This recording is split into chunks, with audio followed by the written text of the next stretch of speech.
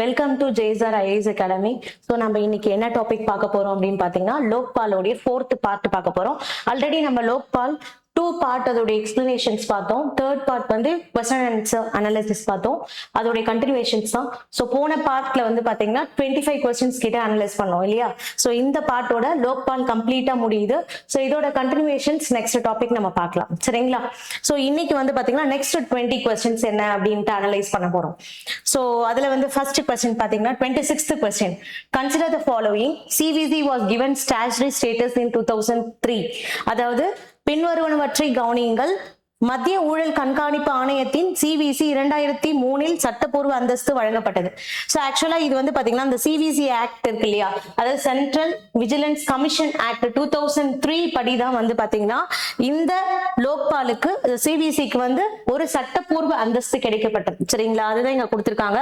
So next வந்து பாத்தீங்கன்னா டெல்லி சிறப்பு காவல் ஸ்தாபன சட்டத்திலிருந்து சிபிஐ தனது அதிகாரத்தை பெறுகிறது. கண்டிப்பா Delhi special police establishment act வந்து பாத்தீங்கன்னா 1946ல கொண்டு வரப்பட்டது. சோ அந்த ஸ்பெஷல் போலீஸ் எஸ்டாப்ளிஷ்மெண்ட் ஆக்ட்ல இருந்து தான் சிபிஐ அதோட பவரை டிரைவ் பண்ணுது, சரிங்களா? சோ இதுதான் செகண்ட் ஆப்ஷன். தேர்ட் ஆப்ஷன் வந்து பாத்தீங்கன்னா லோக்பால் ஒரு அரசியலமைப்பு அமைப்பு. சோ இட் இஸ் a நான் constitutional body, it is not a constitutional பாடி. இது வந்து அரசியலமைப்பு இல்லை, சரிங்களா? இது வந்து ஒரு சட்டத்தின் மூலமாக நம்ம கொண்டு வரப்பட்ட ஒரு அமைப்பு. அதாவது லோக்பால் மற்றும் லோக் ஆயுக்தா சட்டம் 2013ல ஏற்றப்பட்டது, நடைமுறைக்கு கொண்டு வரப்பட்டது 2014 இல்லையா? சோ அந்த லோக்பால் மற்றும் லோக் ஆயுக்தா சட்டத்தின் படிதான் இந்த லோக்பால் வந்து இயற்றப்பட்டது. சோ இது நான் கான்ஸ்டிடியூஷனல் பாடியில வரும். சோ அப்ப இது தப்பு இல்லையா? So first option, second option correct. So answer 1 and 2 is correct. ஓகேங்களா? நெக்ஸ்ட் क्वेश्चन பார்க்கலாமா?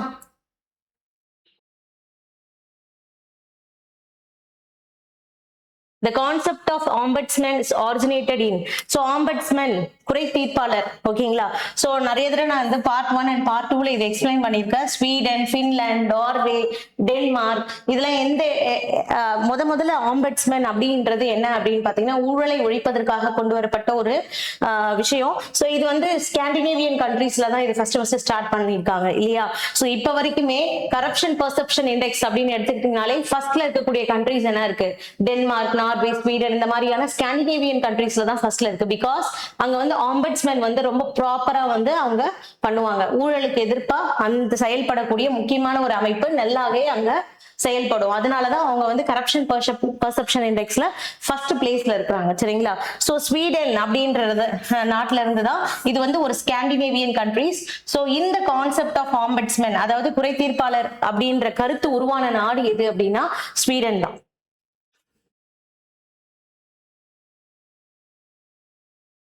ஓகே, நெக்ஸ்ட் பாருங்க. சிபிஐ இயக்குனரை எந்த அதிகாரம் நியமிக்கிறது? சென்ட்ரல் பியூரோ ஆஃப் இன்வெஸ்டிகேஷன்ஸ், அதாவது சிபிஐ உடைய இயக்குனர் எந்த அதிகாரம் நியமிக்கிறது அப்படின்னு பாத்தீங்கன்னா பிரதமர், தலைமை நீதிபதி நியமனம் பெற்றவர், அடுத்து எதிர்கட்சி தலைவர் அப்போசிஷன் லீடர், அடுத்தது தலைமை நீதிபதி, உச்ச நீதிமன்ற தலைமை நீதிபதியால நியமிக்கப்பட்ட ஒருவர். சோ இவங்க எல்லாராலையும் தான் உங்களுக்கு சிபிஐ உடைய டைரக்டர்ஸ் வந்து நியமிக்கப்படுகிறார், ஓகேங்களா? சோ இதெல்லாம் வந்து ரொம்ப முக்கியமான கான்செப்ட். அடுத்து பாத்தீங்கன்னா பின்வரும் கூற்றுகளில் எது சரியானது? லோக்பால் உச்ச நீதிமன்றத்தின் தீர்ப்பை மீறலாம். சோ இங்க எது சரியானதுன்னு கேட்டிருக்காங்க. லோக்பால் உச்ச நீதிமன்றத்தின் தீர்ப்பை மீறலாம் அப்படின்றது தப்பு, ஓகேங்களா? சோ கம்ப்ளீட் ஜுடிஷியரி தான் வந்து பாத்தீங்கன்னா உங்களுக்கு இருக்கிறதுல மிக அதிகமான அதிகார வரம்பை கொண்டு உள்ளது இல்லையா? சோ இந்த சுப்ரீம் கோர்ட்டோட தீர்ப்பை மீறுவதற்கு எந்த ஒரு அமைப்பிற்கும் அதிகாரம் கிடையாது. சோ இந்த ஃபர்ஸ்ட் ஆப்ஷன் அப்படின்றது தப்பு, உங்களுக்கு பார்த்தாலே தெரியும் இல்லையா? சோ செகண்ட் வந்து பாத்தீங்கன்னா லோக்பால் வழக்கு தொடரலாம். Lokpal Lokpal can initiate prosecution. கண்டிப்பா, ஓகேங்களா? இப்ப யாராவது ஒரு நபர் மத்திய அமைச்சர்கள் அல்லது group A, group B, group C officers அல்லது பிரதமரே கூட ஊழல் புரிஞ்சிச்சுன்னா அவர் மேல வழக்கு தொடுவதற்கான அனைத்து அதிகாரங்களே யாருக்கு இருக்கு அப்படின்னு பாத்தீங்கன்னா லோக்பால் அமைப்பிற்கு இருக்கு. So Lokpal can initiate prosecution அப்படின்றது கரெக்ட். சோ அடுத்தது லோக்பால் குற்றவாளிகளை நேரடியாக தண்டிக்கிறது. சோ இது போன பார்ட்லயே நம்ம பார்த்திருப்போம் ஒரு இடத்துல. சோ லோக்பால் வந்து ப்ராசிக்யூஷன் பண்ணலாம், அதாவது வழக்க தொடரலாம், ஓகேங்களா, இன்வெஸ்டிகேஷன் பண்ணலாம், ஆனா தண்டிப்பதற்கு எந்த ஒரு அதிகாரமும் கிடையாது, சரிங்களா. அதனால இது வந்து தப்பு, இந்த ஆப்ஷன் தப்பு. நெக்ஸ்ட், லோக்பால் சிபிஐக்கு மாற்றாக அமைகிறது. சோ இது ரொம்ப தப்பான ஒரு ஸ்டேட்மெண்ட். சோ சிபிஐக்கு மாற்றாகலாம் லோக்பால் இல்ல, லோக்பாலுக்கு உதவி புரிகிற ஒரு அமைப்பாக இன்வெஸ்டிகேஷன் அண்ட் புலனாய்வு, ஓகேங்களா, என்கொயரி, அதுக்கப்புறம் இன்வெஸ்டிகேஷன் பண்றதுக்கு எந்த அமைப்புகள் நம்ம லோக்பாலுக்கு உதவுகிறது அப்படின்னா சிவிசி அண்ட் சிபிஐ இல்லையா. சோ அப்ப மாற்றாக அமைகிறது அப்படின்றது தப்பு, சரிங்களா. So 29th question answer B. அடுத்து 30. சோ ஊழலை கையாளும் அமைப்புகள் யாவை? சோ இதுல ஊழலை கையாளக்கூடிய அமைப்பு எதுனா ஃபர்ஸ்ட் லோக்பால். லோக்பால் வந்து பாத்தீங்கன்னா சென்ட்ரல் கவர்மெண்ட், ஓகே, யூனியன்ல மத்தியில இருக்கக்கூடிய அமைச்சர்கள், member of parliament, group A, group B, group C, group D officers, பிரதமர், இந்த மாதிரியான மிக அதிகார வரம்புல இருக்கக்கூடிய எல்லா ஆபீசர்ஸையும் வந்து இந்த லோக்பால் வந்து கரப்ஷன்ஸ் ரிகார்டிங் வந்து என்கொயரி பண்ணலாம். அடுத்து central vigilance commission, central bureau of investigations. So இந்த மூணுத்துக்குமே வந்து கரப்ஷனுக்கு டீல் பண்ணக்கூடிய பவர் இருக்கு, சரிங்களா. சோ அப்ப ஊழலை கையாளும் அமைப்புகள் யாவை அப்படின்னா இந்தியாவின் லோக்பால், மத்திய கண்காணிப்பு அமைப்பு, மத்திய புலனாய்வுத்துறை, மூணுமே வரும், ஓகேங்களா. சென்ட்ரல் விஜிலன்ஸ் கமிஷன் அப்படின்றது 1964ல ஏற்படுத்தி இருப்பாங்க இல்லையா. Okay, next 31. சிவிசி குறித்து பின்வருவனவற்றுள் எது உண்மை? So CVC central vigilance commission 1964ல ஆரம்பிச்சிருப்பாங்க. சோ இது வந்து ஒரு கான்ஸ்டிடியூஷனல் பாடியா அப்படின்னா இல்ல, இது ஒரு ஜுடிஷியல் பாடியா இல்ல, லெஜிஸ்லேட்டிவ் பாடியா இல்ல, இது ஒரு அட்வைசரி பாடி, ஓகேங்களா, ஒரு ஆலோசனை அமைப்பு. சோ அரசியலமைப்பு சார்ந்த அமைப்பு கிடையாது. சோ அதே மாதிரி நீதித்துறை சார்ந்த அமைப்பு கிடையாது. அடுத்தது சட்டம் இயற்றும் அமைப்பு கிடையாது. சோ அப்ப ஆலோசனை அமைப்பு அப்படின்றதுதான் கரெக்ட்.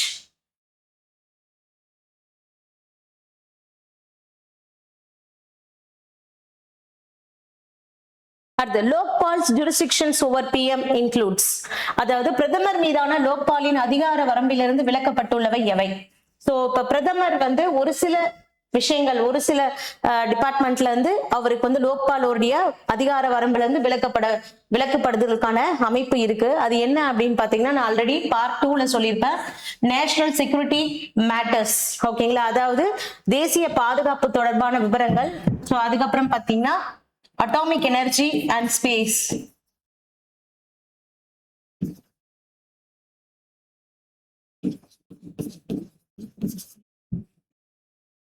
இரண்டாவது foreign relations,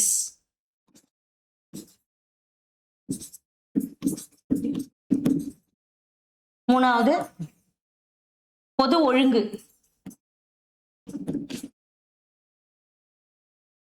பப்ளிக் லா, பொது ஒழுங்கு. So next national security matters.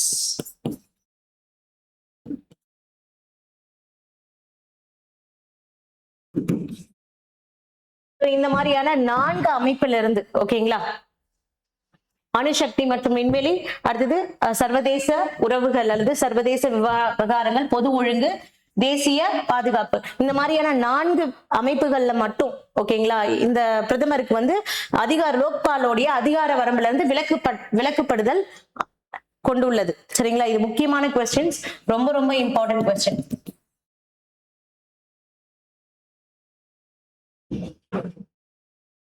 ஓகேவா. சோ ஆப்ஷன் வந்து பி இதுல. Okay, next 33. ஓகே, 33 பாருங்க.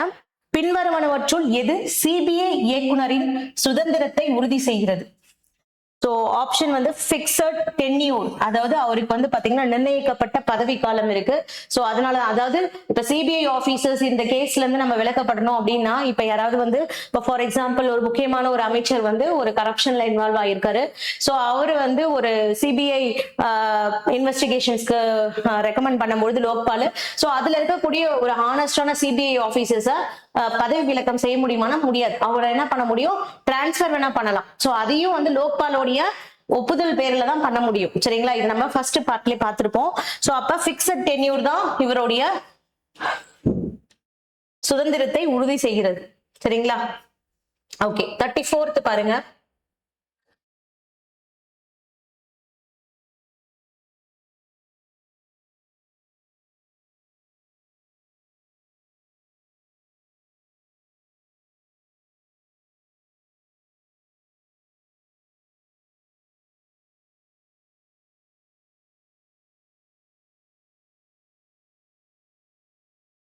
Okay, which of the following can be investigated by Lokpal? So அதாவது பின்வருவனவற்றுள் யாரை லோக்பால் விசாரிக்க முடியும்? சோ யாரெல்லாம் லோக்பால் விசாரிக்க முடியும்னா மினிஸ்டர்ஸ், சென்ட்ரல் மினிஸ்டர்ஸ், மத்திய அமைச்சர்கள், எம்பிஸ், பாராளுமன்ற உறுப்பினர்கள், ஜட்ஜஸ் கண்டிப்பா கிடையாது. ஓகேங்களா? ஜட்ஜஸ் வராது. சோ ஆப்ஷன் 1 and 2 அப்படின்றது தான் கரெக்ட்.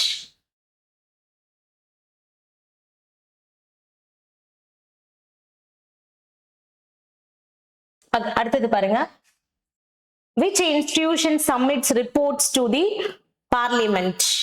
அதாவது பின்வரும் எந்த அமைப்பு நாடாளுமன்றத்திற்கு அறிக்கைகளை சமர்ப்பிக்கிறது? அதாவது ரிப்போர்ட்ஸ் வந்து இப்ப ஒரு கேஸ் நடந்திருக்குன்னா அந்த கேஸ்ல பத்தின ரிப்போர்ட்ஸ் வந்து எந்த அமைப்பு கிட்ட சப்மிட் பண்ணணும் அப்படின்னு பாத்தீங்கன்னா பாராளுமன்றத்துக்கு சப்மிட் பண்ணணும். சோ எந்தெந்த இன்ஸ்டிடியூஷன்லாம் சப்மிட் பண்ணணும் அப்படின்னா லோக்பால், சிவிசி அண்ட் சிஏஜி. ஓகேங்களா? மூணுமே சப்மிட் பண்ணும். சிஏஜி கம்ப்ட்ரோலர் ஆடிட்டர் ஜெனரல், மத்திய கணக்கு தணிக்கை ஆய்வாளர். ஓகேங்களா? அவர் கொடுக்கிற ரிப்போர்ட்ஸ். ஓகே, சோ ஆப்ஷன் 1, 2, 3 மூணுமே வரும். அடுத்தது பாருங்க, பின்வருவனவற்றுள் லோக்பாலின் மிகப்பெரிய வரம்பு எது?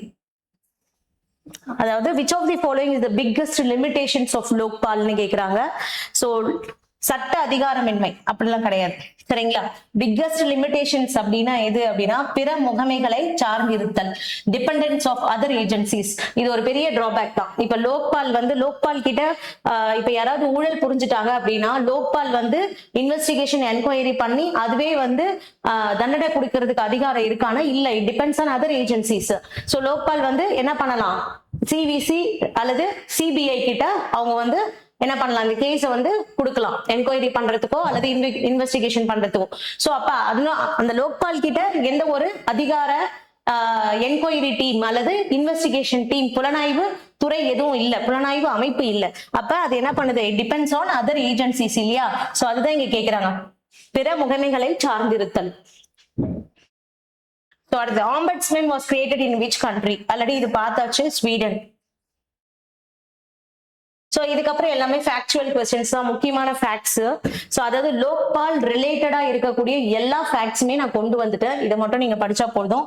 Prevention of corruption act. ஓகேங்களா? சோ ஊழல் தடுப்பு சட்டம், prevention of corruption act was proposed in the year 1998. ரொம்ப ரொம்ப இம்பார்ட்டன்ட் क्वेश्चन.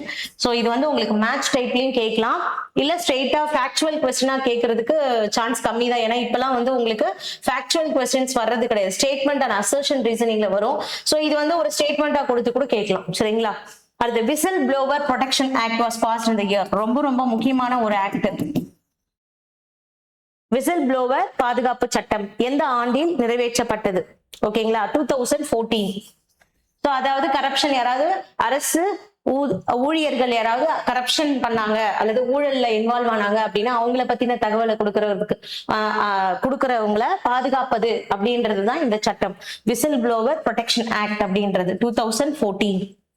அடுத்தது பாரு, concept of ombudsman was introduced in parliament by hmm? So ரொம்ப ரொம்ப இம்பார்ட்டன்ட் क्वेश्चन. நாடாளுமன்றத்தில் ஆம்பட்ஸ்மேன் என்னும் கருத்தை முதலில் அறிமுகப்படுத்தியவர் யார் அப்படின்னா அசோக் குமார். சோ ரொம்ப ரொம்ப இம்பார்ட்டன்ட், ஆம்பட்ஸ்மேன் அப்படின்னு ஒண்ணு இருக்கிறத பாராளுமன்றத்துல முதல்ல அறிமுகப்படுத்தியவர் அசோக் குமார். அடுத்த question. So first Jan Lokpal bill.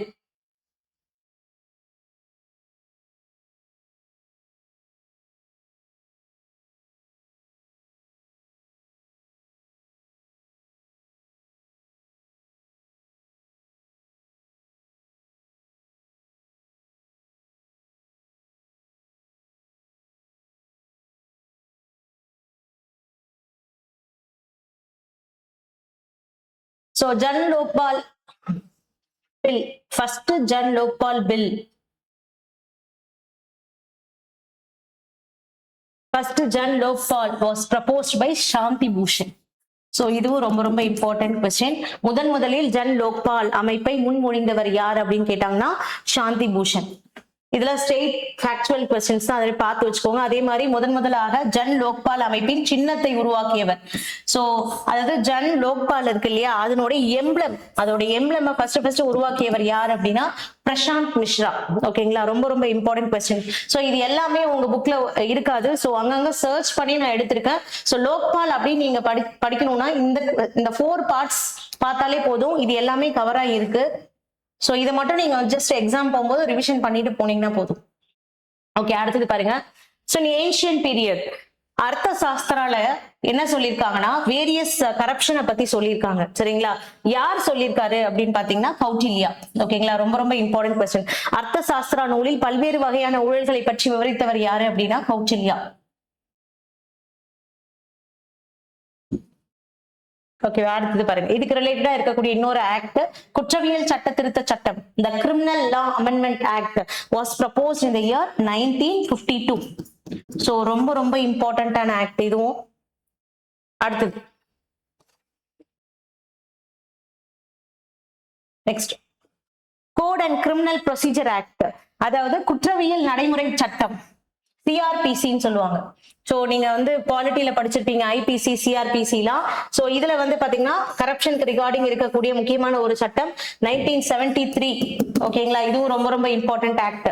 Code and criminal procedure act 1973ல கொண்டு வந்தது. அதே மாதிரி benami transaction act, very very important act. ஓகேங்களா, சோ 1988ல கொண்டு வந்தது benami transaction act.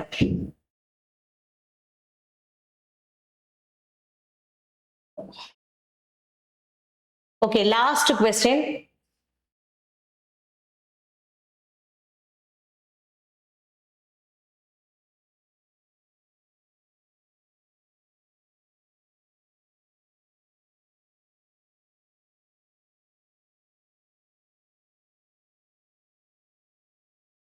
Corruption perception index, இது ஒரு கரண்ட் அஃபேர்ஸ் கொஸ்டின், ரொம்ப ரொம்ப ரொம்ப இம்பார்ட்டன்ட். நிறைய தடவை எக்ஸாம்ல இந்த கொஸ்டின் ரிப்பீட்டடா கேட்டிருக்காங்க. அதாவது corruption perception index, transparency international தான் இந்த இண்டெக்ஸ் வெளியிடுறாங்க. சோ இது 2026ல இந்தியா எத்தனாவது இடத்துல இருக்கு அப்படின்றது கேட்கறதுக்கு சான்சஸ் இருக்கு. எப்பயுமே ஆல்ரெடி சொல்லியிருக்கேன், கரப்ஷன் பெர்செப்ஷன் இண்டெக்ஸ்ல முதல் இடத்துல இருக்கக்கூடியது எது அப்படின்னா ஸ்காண்டினேவியன் கண்ட்ரிஸ் தான் இருக்கும். ஸ்வீடன், டென்மார்க், நார்வே, பின்லாந்து, இந்த மாதிரியான கண்ட்ரிஸ் தான் இருக்கும். சோ இந்தியா 2026 பிப்ரவரியில வெளியிடப்பட்ட அந்த ரிப்போர்ட்ல பாத்தீங்கன்னா இந்தியா 93rd ரேங்க் பெற்றிருக்கு. சரிங்களா, ரொம்ப ரொம்ப இம்பார்ட்டன்டான கொஸ்டின்ஸ். சோ 2026 பிப்ரவரி மாதம் வெளியிட்ட அறிக்கையின்படி ஊழல் உணர்வு குறியீட்டில் கரப்ஷன் பெர்செப்ஷன் இண்டெக்ஸ்ல இந்தியாவின் தரவரிசை என்ன அப்படின்னு பாத்தீங்கன்னா 93. ஓகேங்களா, ரொம்ப ரொம்ப இம்பார்ட்டன்ட் கொஸ்டின். சோ அதே மாதிரி கரப்ஷன் பெர்செப்ஷன் இண்டெக்ஸ்ல டிரான்ஸ்பரன்சி இன்டர்நேஷனல் இருக்கு இல்லையா, சோ இதுல இந்தியாவுடைய அந்த ரேங்க் எப்படி சேஞ்ச் ஆயிருக்குன்னு பார்க்கலாம். 2020ல 86 இருந்துச்சு, அப்புறம் 2021ல 85, அப்புறம் 85, இப்ப 93ல இருக்கு. சரிங்களா, சோ பிப்ரவரி ஆஸ் பர் பிப்ரவரி ரிப்போர்ட் 2026ல நம்ம 93rd ரேங்க்ல இருக்கோம். சரிங்களா, சோ இது ஒரு முக்கியமான இன்டர்நேஷனல் இண்டெக்ஸ். ஓகேங்களா, இது பார்த்து வச்சுக்கோங்க. சோ இதோட கம்ப்ளீட்டா என்ன முடியுது, லோக்பால் பத்தின எல்லா கொஸ்டின்ஸும் நம்ம டிஸ்கஸ் பண்ணியிருக்கோம். சோ இந்த ஒரு வீடியோ பார்த்தாலே போதும், உங்களுக்கு லோக்பால் பத்தின கண்டிப்பா ஒரு அவேர்னஸ் இருக்கும். இதே மாதிரி நம்ம நெக்ஸ்ட் அடுத்த டாபிக் பார்க்கலாம். இல்ல இந்த மாதிரி கண்டினியூ பண்ணலாமா, அப்படி இல்லைன்னா உங்களுக்கு previous year question papers analyse பண்ணி போடலாமான்னு சொல்லுங்க. சோ இந்த டாபிக் முடிச்சதுக்கு அப்புறம் அடுத்த டாபிக் என்ன பார்க்கலாம் அப்படின்றத சொல்லுங்க. சோ லோக் ஆயுக்தா இருக்கு, அதுக்கப்புறம் நான் கான்ஸ்டிடியூஷனல் பாடிஸ்ல இன்னும் நிறைய இருக்கு, right to information act. So அதுக்கப்புறம் நிறைய டாபிக்ஸ் இந்த நான் கான்ஸ்டிடியூஷனல் பாடியில இருக்கு. அடுத்த டாபிக் நம்ம என்ன பார்க்கலாம் அப்படின்றத நீங்க கமெண்ட்ல சொன்னீங்கன்னா அடுத்த டாபிக் நம்ம இதே மாதிரி ஃபுல்லாவே அனலைஸ் பண்ணுவோம், டிஸ்கஸ் பண்ணுவோம். ஓகேங்களா, சோ தேங்க்யூ.